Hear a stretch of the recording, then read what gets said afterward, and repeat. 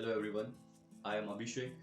A warm welcome and I wish you all the very best for success on your journey into this splendid language. Let's have a quick look now on Spanish vowels. In Spanish, there are 5 vowels like English, but unlike English, each vowel has only one sound. These are A, E, I, O and U. A, E, I, O and U. Focus on pronunciation of vowels. Carefully pronounce them as you hear them from me, as it is.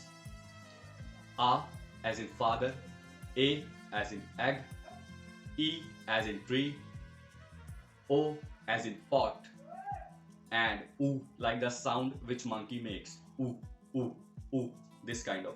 You don't need to extend it. You don't need to say A, U. Don't extend it. Simply say A, E, I, O and U.